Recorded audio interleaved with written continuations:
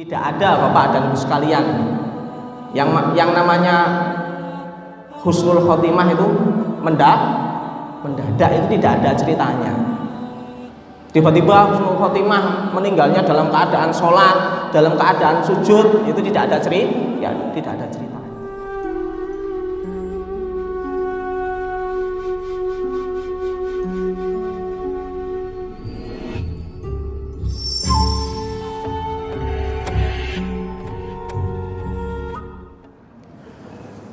Bismillahirrahmanirrahim.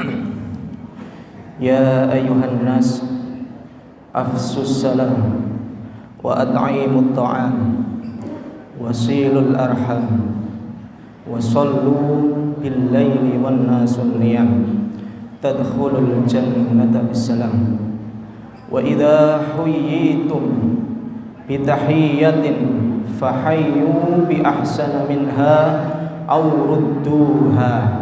Assalamualaikum warahmatullahi wabarakatuh.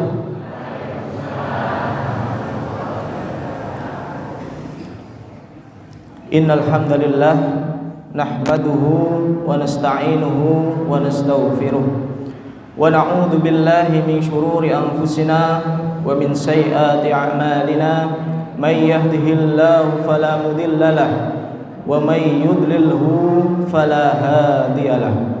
Asyhadu an la ilaha illallah wahdahu la syarika lah wa asyhadu anna Muhammadan abduhu wa rasuluh. Qala Allah ta'ala fi kitabihil karim, a'udzu billahi minasyaitonir rajim. Ya ayyuhalladzina amanu taqullaha haqqa tuqatih wa la tamutunna illa wa antum muslimun. Wa qala Rasulullah sallallahu alaihi wasallam fil hadits, fa inna asdaqal hadits kitabullah wa khairul hadyi hadyi Muhammadin sallallahu alaihi wasallam wa syarrul umuri muhdatsatuha wa kullu muhdatsatin bid'ah wa kullu bid'atin dhalalah wa kullu dhalalatin finnar. Shadaqallah wa sadaqa rasulil karim. Puji syukur marilah kita panjatkan kehadirat Allah Subhanahu wa taala, yang mana Allah pada pagi hari ini masih melimpahkan kepada kita nikmat-Nya sehingga kita masih dapat meringankan langkah-langkah kaki kita menuju majelis-majelis ilmu untuk menambah wawasan keilmuan kita dan menambah ketakwaan kita kepada Allah Subhanahu wa taala. Salawat dan salam mudah-mudahan tetap terlimpah curahkan kepada junjungan kita Nabi besar Muhammad sallallahu alaihi wasallam.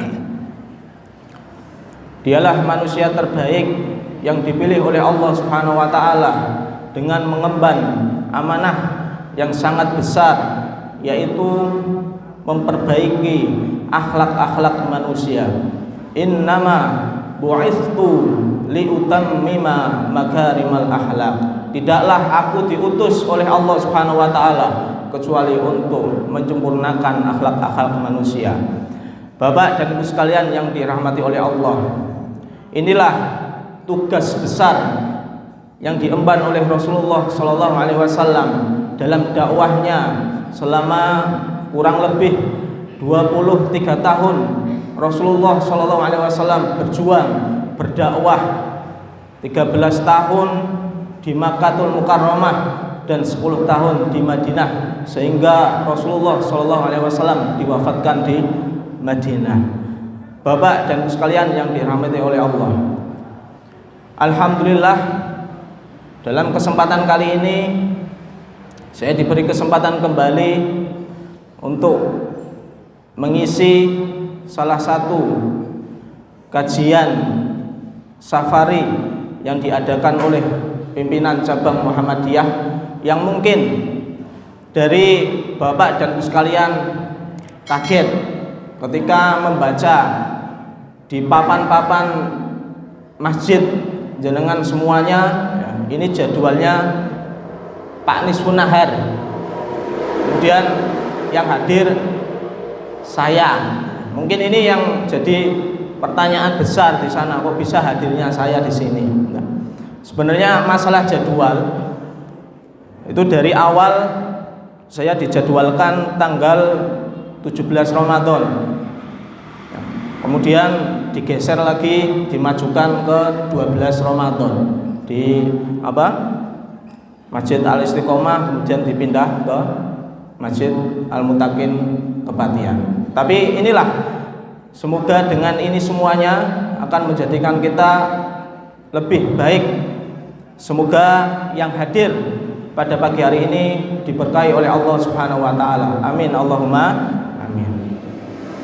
Bapak dan Ibu sekalian yang dirahmati oleh Allah, dalam kesempatan pagi ini saya akan sedikit membahas tentang sesuatu hal yang ini itu harus kita persiapkan dengan sebaik-baiknya, yaitu ketika seseorang itu mau bertemu dengan Rohnya, maka pasti di sana banyak persiapan-persiapan.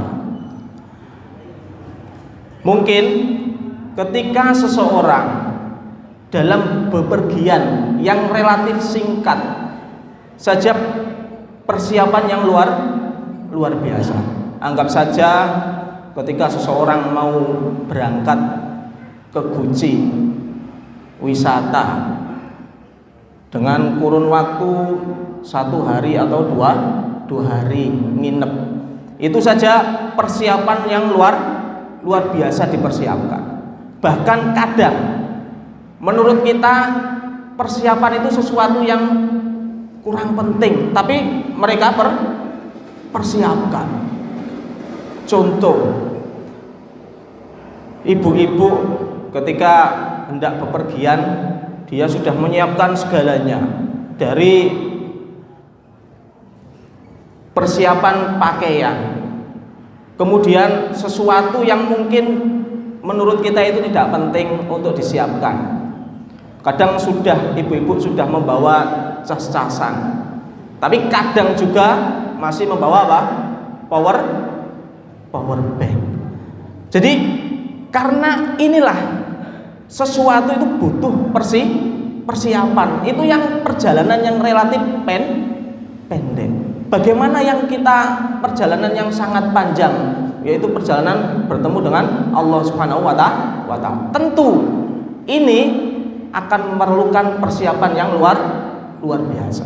Bahkan dalam ayat Al-Quran juga disebutkan bahwa 1 hari di akhirat itu setara dengan 1000 tahun di dunia. Maka sungguh bodoh sekali ketika perjalanan yang sangat panjang kita tidak memerlukan persiapan. Maka Bapak dan Ibu sekalian yang dirahmati oleh Allah,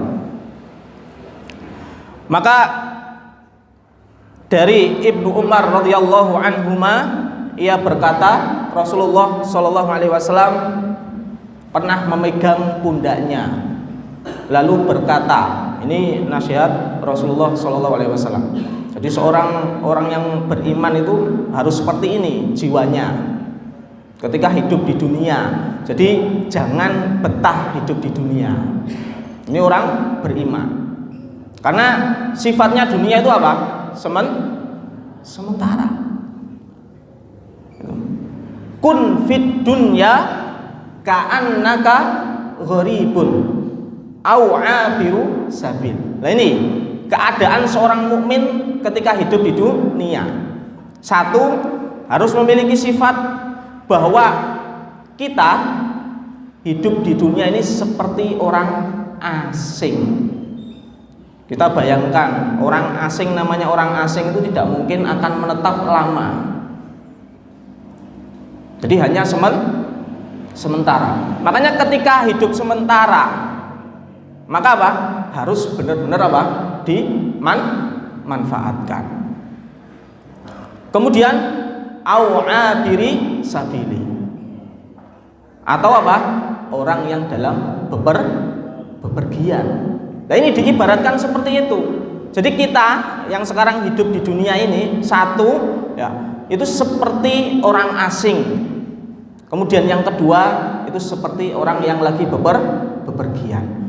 Yang namanya bepergian itu tidak mungkin dalam pikirannya saya akan bertahan lama di tempat tersebut.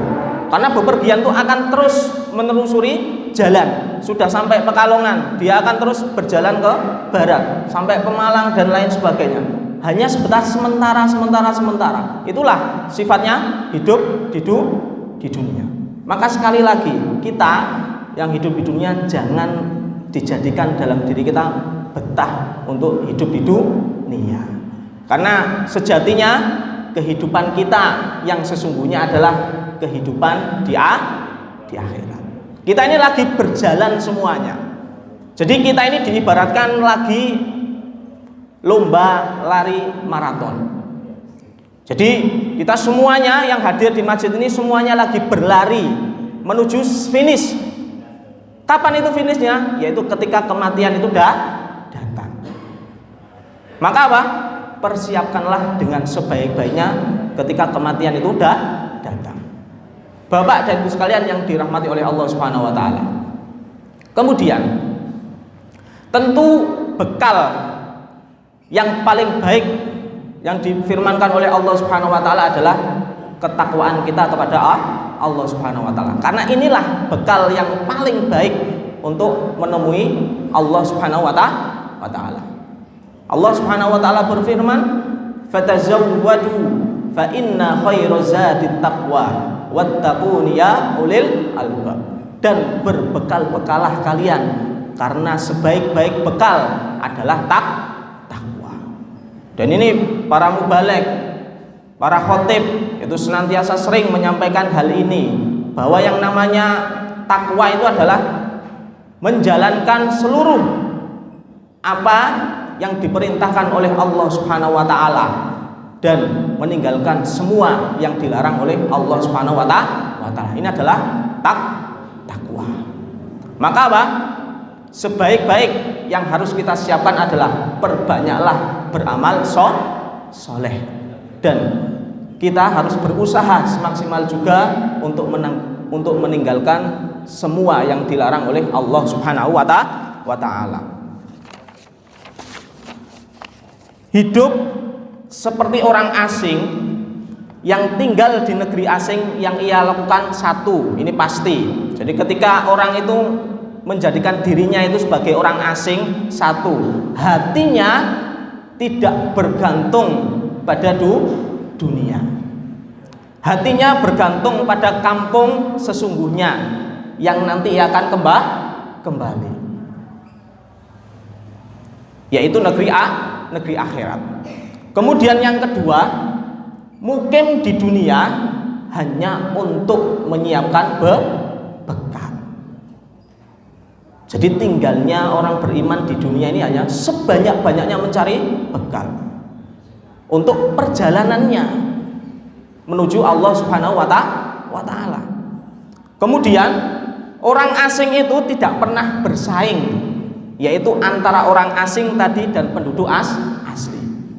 Jadi mereka tidak gegabah dengan dunia. Mereka santai saja terhadap dunia. Kemudian yang keempat, tidak pernah gelisah ketika ada yang mendapatkan dunia. Itulah orang asing. Jadi hakikatnya ya, ketika orang asing itu melihat saudaranya yang pribumi, ketika mendapatkan kenikmatan, khususnya kenikmatan dunia, mereka tidak pernah goyah. Karena apa? Pasti dalam dirinya apa? Ini bukan tempat saya. Saya pasti akan kembali. Justru orang-orang yang beriman itu apa? Mereka itu iri terhadap apa? Orang-orang yang sudah mempersiapkan akhiratnya. Makanya Bapak dan Ibu sekalian, ketika kita itu melihat umur kita itu sudah 60 tahun, kemudian melihat anak-anak remaja yang mereka itu rajin ibadah, giat beramal, maka yang harus kita pikirkan adalah kita harus iri terhadap mereka. Ya Allah, dulu saya umur segitu saya jadi apa? Saya baru ngapain umur segitu? Ini orang-orang mukmin harus apa? Ada introspeksi diri. Dan ketika melihat apa? Anak yang remaja melihat apa? Orang yang sudah tua, dia rajin ibadah, dia juga iri. Ya Allah, mereka umurnya 60 tahun, dia sudah mempersiapkan banyak untuk bekal menghadap Rohnya. Sedangkan saya umurnya baru belasan tahun atau puluhan tahun, terus bekal saya sedikit. Bagaimana saya nanti menghadap Rob saya? Inilah, sehingga ketika itu terjalin, yang muda juga senantiasa terus beramal soleh, dan yang tua juga terus gemar beramal soleh. Karena semuanya hakikatnya adalah untuk persiapan menghadap Allah Subhanahu wa Ta'ala. Bapak Ibu dan sekalian.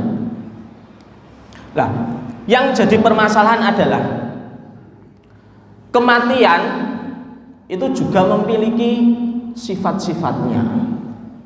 Dan ini harus kita pahami. Jadi kematian itu sifat yang pertama itu adalah sifatnya mendadak dan tiba-tiba. Ini kematian. Jadi semuanya orang itu bisa mempersiapkan kematian, tapi tidak tahu kapan dia meninggal dunia. Hatta Rasulullah Shallallahu Alaihi Wasallam. Rasulullah itu beliau sakit itu hari Jumat. Mulai sakit parah itu ya, sakit keras itu hari Jumat. Kemudian beliau sudah tidak pergi ke masjid itu hari Sabtu, kemudian hari Ahad. Hari Senin beliau ke masjid kembali ya, di waktu pagi, yaitu waktu subuh. Maka dalam keadaan Rasulullah SAW sudah tidak kuat lagi untuk berjamaah sholat di masjid, Rasulullah bilang kepada Siti Aisyah, wahai Aisyah, tolong perintahkan kepada bapakmu, yaitu Abu Bakar, untuk menggantikan saya menjadi imam sholat. Kemudian Rasulullah SAW, kemudian Aisyah menjawab, wahai Nabi, jangan bapak saya. Kenapa? Karena bapak saya itu orangnya lembut, orangnya lemah. Jadi ketika membaca satu ayat nangis, 2 ayat nangis, itu Abu Bakar.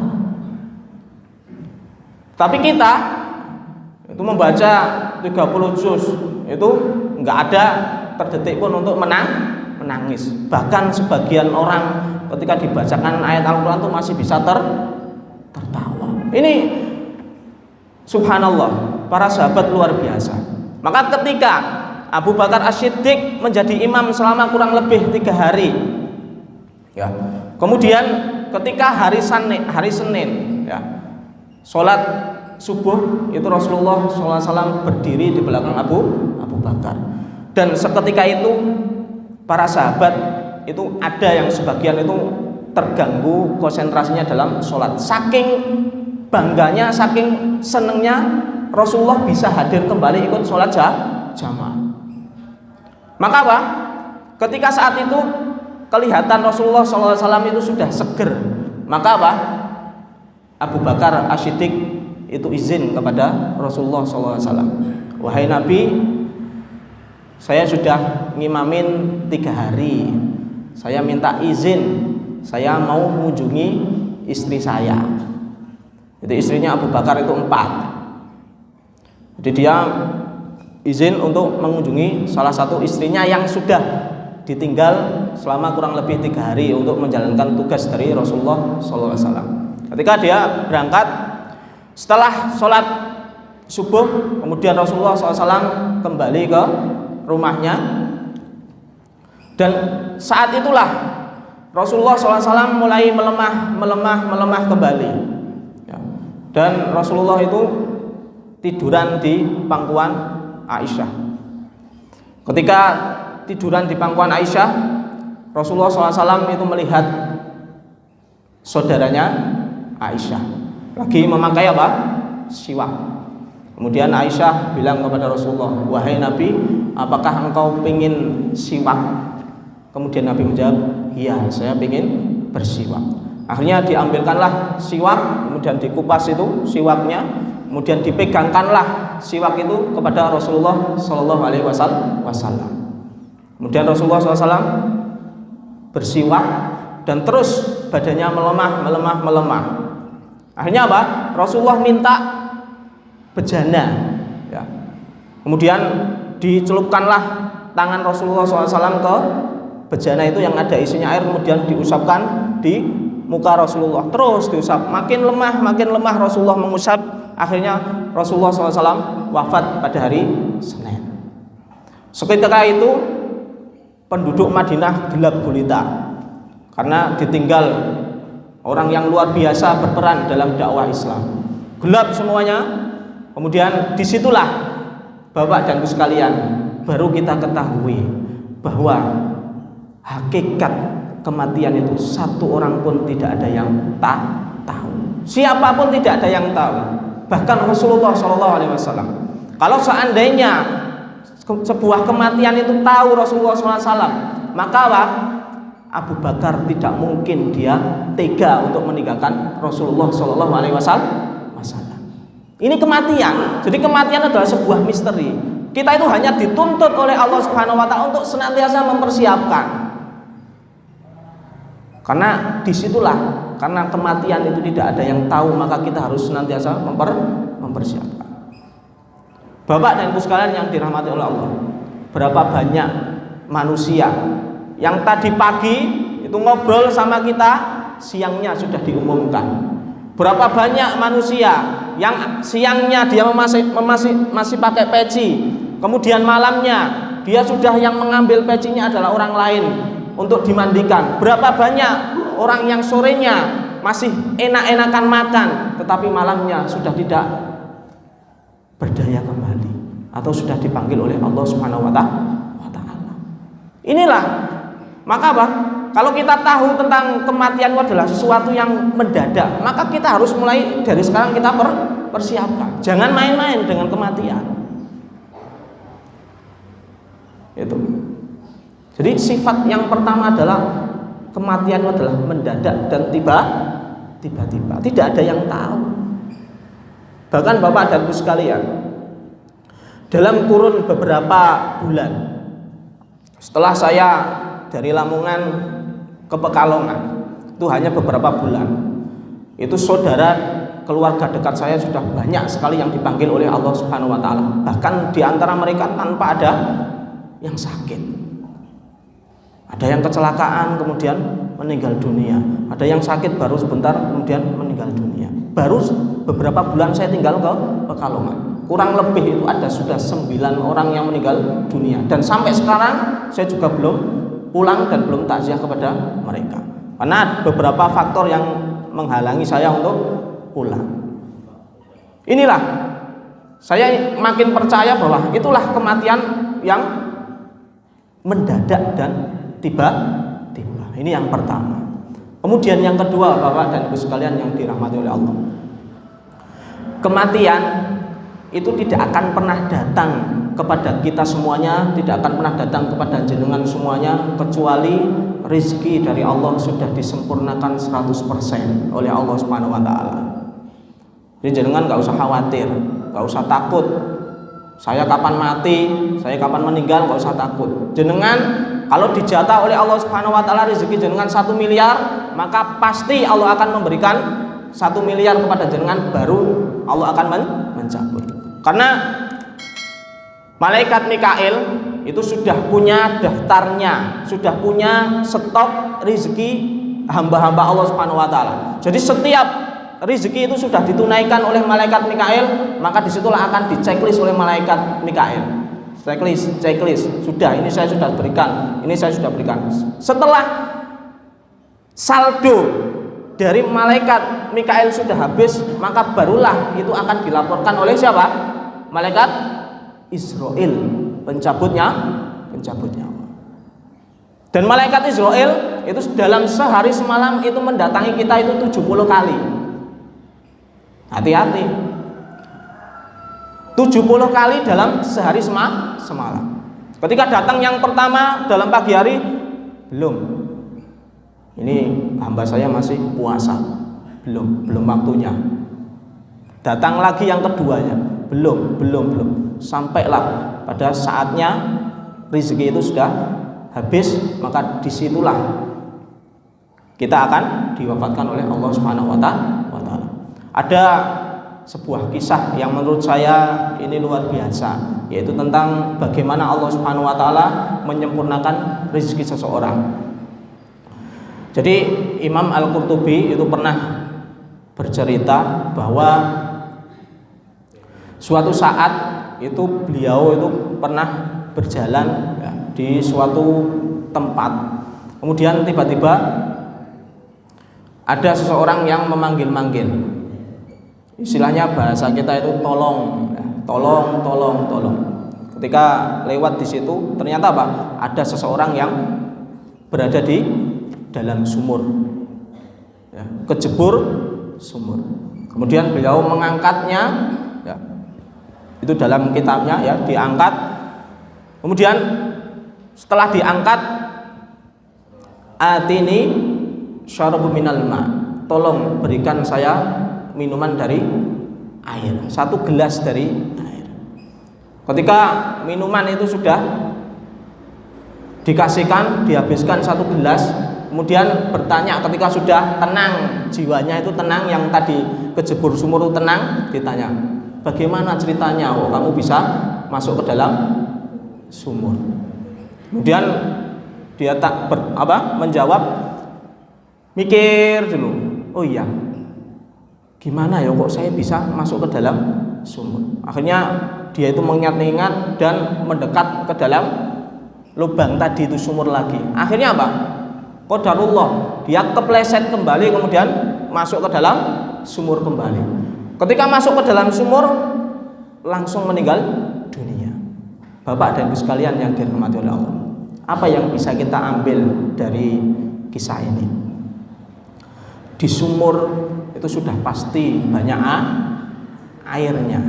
Kenapa kok mereka orang tersebut harus menjemput rezekinya yang satu gelas, harus ke atas dulu mengambil rezekinya yang satu gelas, padahal di sumur itu bergelas-gelas, bahkan banyak sekali air di dalam sumur. Dia tidak meminum sama sekali, tapi dia mengambil rezekinya yang belum tersampaikan oleh mereka. Setelah diminumkan baru meninggal dunia. Maka inilah yang ditulis di buku tersebut, bahwa seseorang itu tidak akan pernah dimatikan oleh Allah Subhanahu wa Ta'ala sampai rezekinya itu ditunaikan oleh Allah 100%. Ini Bapak dan Ibu sekalian yang dirahmati oleh Allah Subhanahu wa Ta'ala. Kemudian yang selanjutnya adalah sifat kematian. Orang itu akan diwafatkan oleh Allah Subhanahu wa Ta'ala karena kebiasaannya. Karena kebiasaan seseorang itu Allah mewafatkan dalam keadaan itu. Makanya tidak ada Bapak dan Ibu sekalian yang namanya husnul khotimah itu mendadak, itu tidak ada ceritanya. Tiba-tiba husnul khotimah meninggalnya dalam keadaan sholat, dalam keadaan sujud, itu tidak ada ceritanya. Karena apa?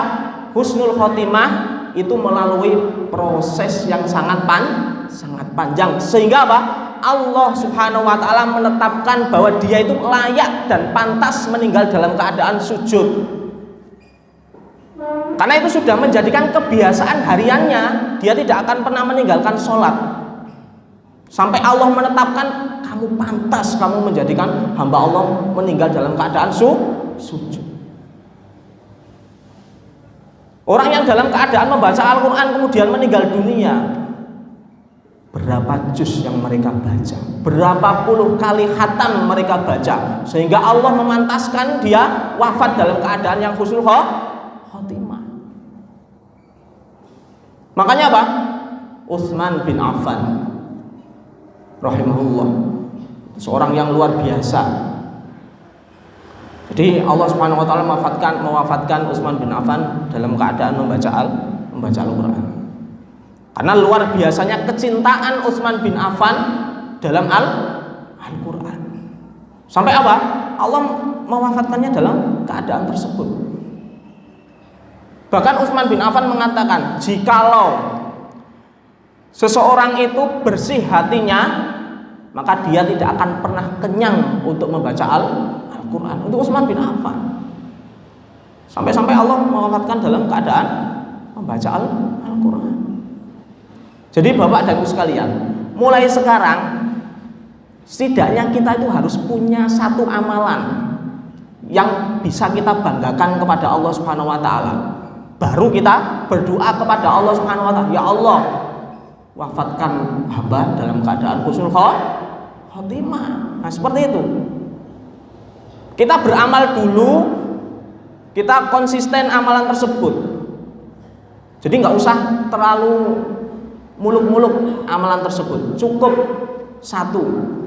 Amalan yang ringan adalah ketika kita batal atau ketika kita berhadas, segeralah bersuci, wudu.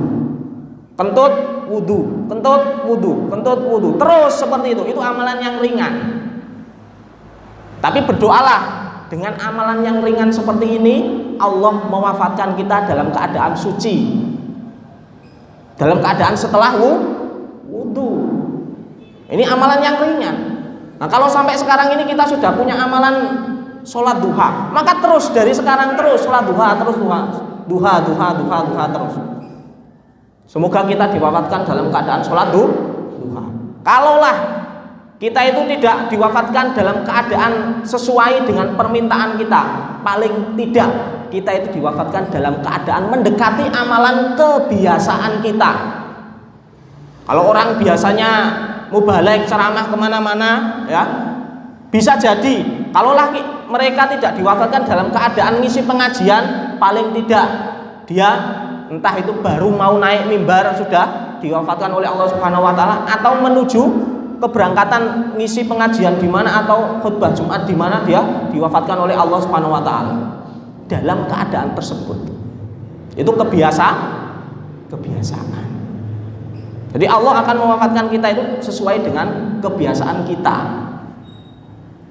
Maka mulai sekarang biasakanlah kita melakukan amalan-amalan soleh sehingga kita pantas untuk mendapatkan husnul khotimah. Bapak dan Ibu sekalian yang dirahmati oleh Allah Subhanahu wa taala. Kemudian selanjutnya adalah bahwa kematian itu pasti akan melewati yang namanya sakaratul maut. Ini pasti sudah lumrah. Jadi kalau orang pengen berjumpa sama Allah, ingin masuk surga, ya harus melewati kematian dulu. Nah, kalau orang sudah kematian berarti harus melewati apa? Sakaratul maut. Jadi kita nggak boleh benci terhadap kematian. Karena Rasulullah SAW juga bersabda, barang siapa yang benci terhadap kematian, maka Allah juga akan murka terhadapnya nanti ketika pertemuan itu.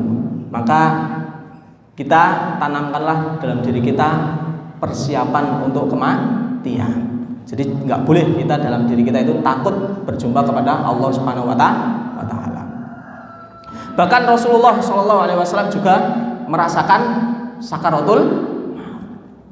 Makanya ada sebagian ustadz bilang bahwa Rasulullah itu tidak merasakan sakaratul maut.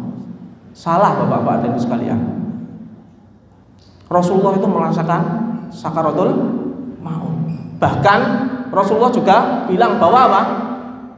Sakaratul maut saya, kata Rasulullah, itu 2 kali lipat dari sakaratul mautnya orang-orang lain. Jadi Rasulullah diberi beban sakaratul maut itu 2 kali lipat sakitnya daripada kita. Itu Rasulullah. Apa hikmahnya? 1, kekasih Allah, Nabi Allah, Rasul Allah saja dikasih sakaratul maut, apalagi kita.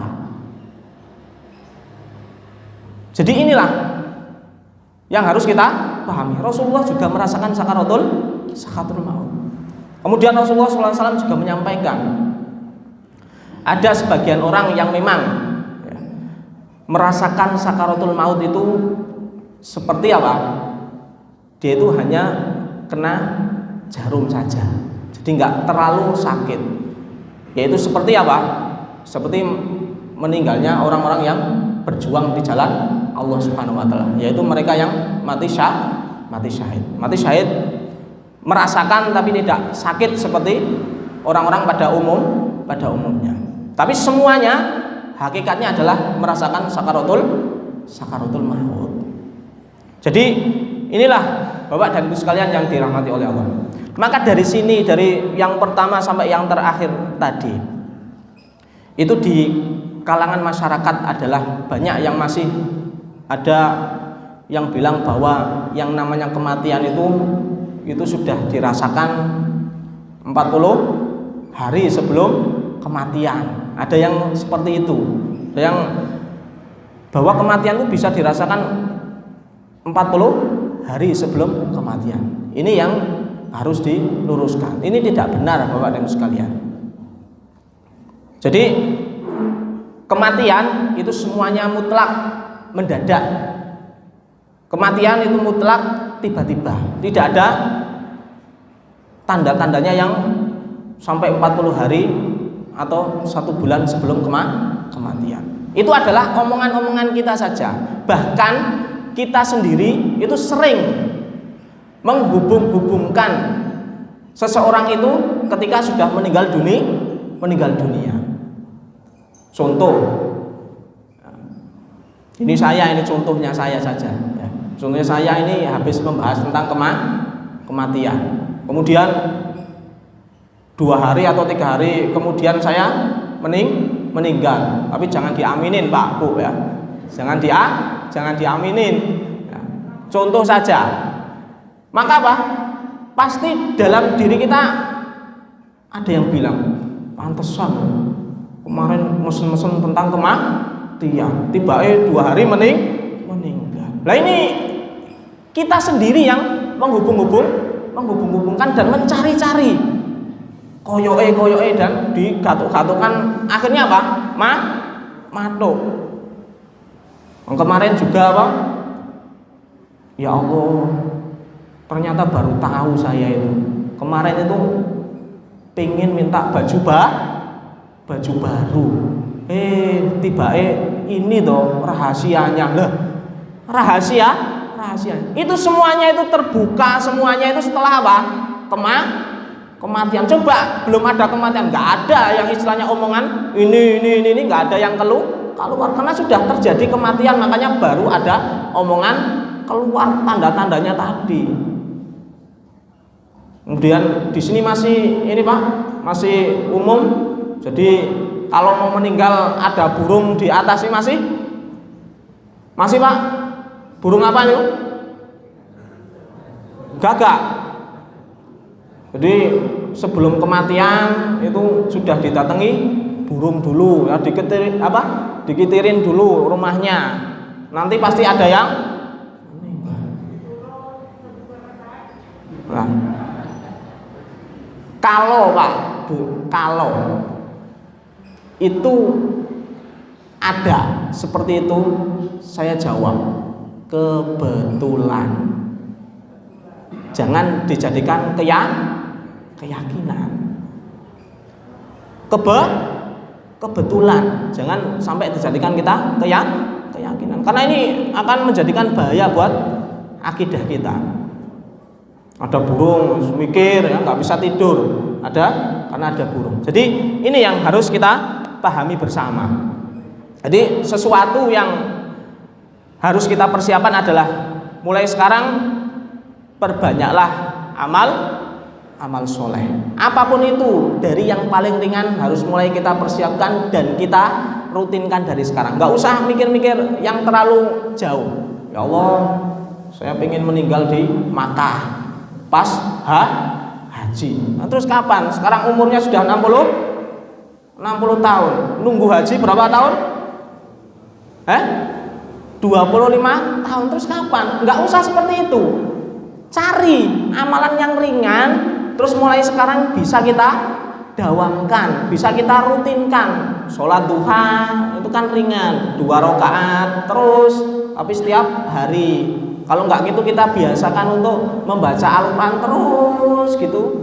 Insya Allah nanti kita akan meninggal paling tidak akan mendekati amal-amal yang baik yang sudah kita rutinkan. Sekali lagi, kematian seseorang itu akan sesuai dengan kebiasaan amal tersebut.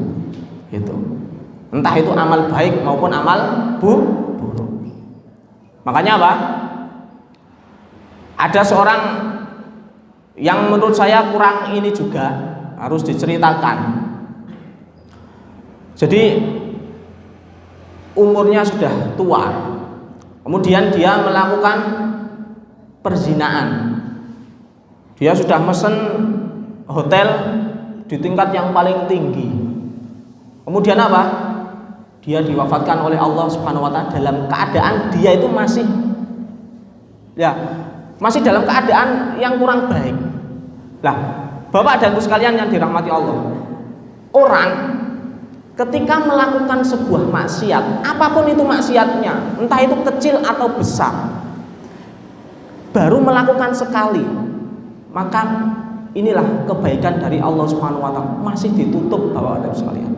Allah menanti tobatnya. Melakukan 2 kali, Allah masih menutupi. Tetapi ketika itu sudah menjadikan kebiasaan terus dilakukan sebuah maksiat itu, maka Allah akan angkat tangan, dan itulah dimana Allah akan membuka aib semuanya. Jadi seperti itulah akhirnya. Jadi orang yang sudah diwafatkan dalam keadaan seperti itu berarti mereka itu sudah melakukan tidak hanya sekali itu kemudian diwafatkan oleh Allah Subhanahu wa taala, tidak. Tapi sudah berulang-ulang kali sampai Allah menetapkan dia sebagai apa? Su'ul khatimah. Ya itu. Kemudian dalam kita nanti suatu saat kalau kita mendapati saudara kita atau keluarga kita lagi sakaratul maut, maka apa? Berusahalah kita itu berada di antara mereka. Kemudian tanamkanlah dalam diri mereka bahwa apa? Disitulah pertarungan yang luar biasa. Akhir pertarungan setan dan keimanan seorang. Maka ujian paling besar adalah ketika datangnya sakaratul maut. Maka ini harus benar-benar kita jaga pada saat itu. Ketika keluarga kita berada di lingkungan itu, yang nangis tolong keluar dulu. Murotal dimatikan dulu. Kita fokus pada saat itu apa? Kita dengarkan dalam telinganya kalimat la ilaha illallah. Cukup itu. Jadi untuk yang lainnya di stop dulu sampai dia mengucapkan kalimat tersebut. Setelah orang tersebut mengucapkan kalimat la ilaha illallah, stop. Jangan diajak dialog lagi. Sudah, kalau dia sudah mengucapkan la ilaha illallah, kita dengar, yakin, sudah, stop. Diam, nggak usah diajak bicara lagi.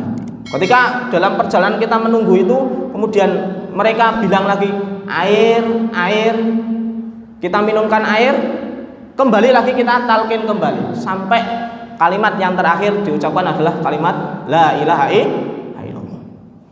Makanya kita itu jangan pernah berpikir bahwa orang yang meninggal dunia dalam keadaan mata terbuka melotot ke atas ini su'ul khotimah. Enggak, Pak. Enggak semua. Karena apa? Organ tubuh kita yang paling setia terhadap ruh adalah mata. Jadi ketika ruh itu diambil, ditarik dari bawah, makanya orang yang mau meninggal dunia itu apa? Yang paling dingin dirasakan bagian mana, Pak? Kaki. Ketika ditarik ke atas, maka ribuan saraf akan putus. Tarik lagi ke atas. Makanya apa? Ketika sampai di tenggorokan ke atas, itu mata akan mengikuti ruhnya.